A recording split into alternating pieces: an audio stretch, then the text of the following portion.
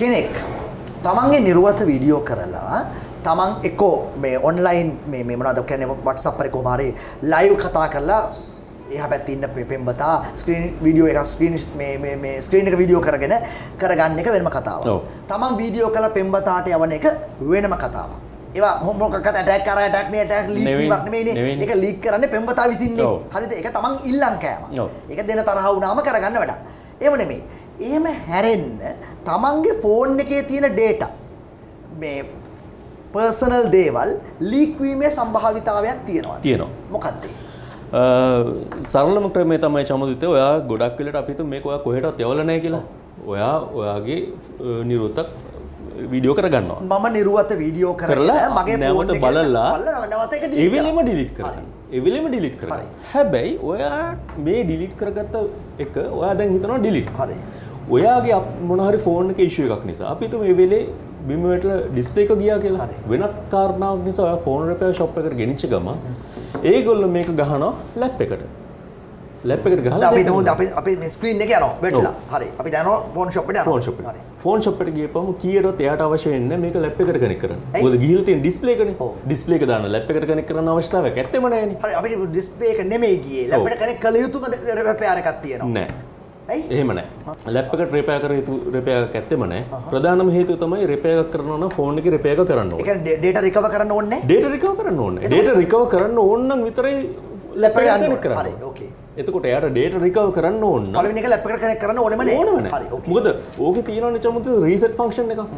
ඕකේ ඕනම soft එක නැවත ආයෙ දාන්න. හරි. data recover කරන්න ලැප් එකට ගෙනුවත් මොකෝ ඉතින් අපි delete අපේ නිර්වත් ඡායාරූපය අපි delete කරලා ඉවරනේ. නෑ නේ චමුත් මේකේ තියෙන දේ තමයි ඔයාගේ ෆෝන් එක කනෙක්ට් කරලපු ගමන් එයා ගන්නේ ඉමේජ් කොපි එකක්. ඒ කියන්නේ එන්ටයර් ෆෝන් එක. අපි කියනවා මුළු ෆෝන් එකේම මුළු ඩේටා ටික එකපාර කොපි කරගන්නවා. හවුද මේ ෆෝන් ෂොප් එකේ? ෆෝන් ෂොප් එකේ. හරි. රිපෙයාර් එක. ඒ වෙලේ එයා බලන්නේ නැහැ. ඒක කරගෙන ඉවරලා විනාඩි 5 10ක ඇතුළත ඔයාලට ඩිස්ප්ලේ එක දාලා දෙනවා. නෑ මම අහන්නේ ඒක නෙමෙයි මේ වරුණ දැන් එයා මොනවා මේ ට්‍රාන්ස්ෆර් කරගත්තත් මොකද මම මගේ නිර්වත් පින්තූරේ ඩිලීට් කරලා ඉවරයිනේ. නෑනේ චමුත් මං කිව්වේ එයා ඉමේජ් එකක් ගත්තා කියලා. ඉමේජ් එකේදී වගේ ඩිලීට් කරපු ඒවයි තියෙන ඒවයි මේ ඔක්කොම තමයි කොපි එකක් වදින්නේ. ඩිලීට් කරපුවා? ඩිලීට් කරපුවා එයාට රිකවර් කරන්න පුළුවන්. අනිවාර්යෙන් රිකවර් කරන්න පුළුවන්. රිකවර් කරලා පෙන්නනවා අපි. ඒක තමයි ප්‍රධානම විදිය ලීක් වෙන්න තියෙන සම්භාවිතාව. ඒතර මේ අපි හිතමු අපේ ස්ක්‍රීන් ලොක් දාලා තියෙනවා නම් ෆින්ගර්ප්‍රින්ට් වලට තියෙනවා නම් ෆේස් ID වලට තියෙනවා නම් ඒතර කොහොමද ඒක කරගන්නේ? එතකොට එයා කියනවා ඔයාට මේක මට කනෙක්ට් කරන්න ඕනේ. මේක චුට්ටක් අන්ලොක් කරලා දෙන්න කියලා. ඩිස්ප්ලේ එක ගියාට ෆින්ගර්ප්‍රින්ට් තියන්න පුළුවන් නේ චමුදිත. එතකොට අන්ලොක් කරලා දෙනවා. අන්ලොක් කරලා දෙනවා. ඔව්. එතකොට එයාට රිකවර් කරන්න. ඒ කියන්නේ අපි අරලා දුන්නේ නැත්නම් එයාට කරන්න බෑ. ක්‍රම තියෙනවා. ටූල්ස් තියෙනවා චමුදිත. ඒව ගොඩක් ගණන්. මම හිතන්නේ ලංකාවේ පාවිච්චි කරනවා ඇති කියලා. ඒව තියෙනවා ක්‍රම. ඒතර ෆෝන් ෂොප් එකට ෆෝන් එක රිපෙයාර් කරන්න දෙන්න බෑනේ. නෑ ෆෝන් ෂොප්ස් වල දැන් අපි රෙකමන්ඩ් කරන්නේම ඔයා ෆෝන් එක ගෙනිච්චට පස්සේ ඔයාගේ ඉස්සරහා තියලා රිපෙයාර් කරන්න. හරි. එයාට මේක charge කරන්න අවශ්‍ය නම් ඔයාගේ power bank එක දීලා charge කරන්න දෙන්න. ඔයාගේ charge එක දීලා charge කරන්න දෙන්න. charge එක දෙන්නත් එපා. charge එක දෙන්නත් එපා. මොකද charge එක එයාගේ මොකද වෙන්නේ?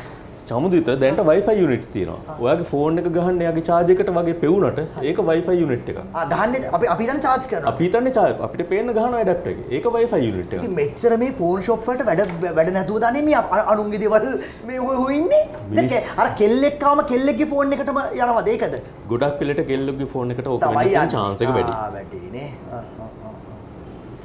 මාර වැඩක්. මන්නම් ඔළුව කරකවලා තෑරියා. ෆෝන් වල මුකුත් නැති හින්දා හොඳයි.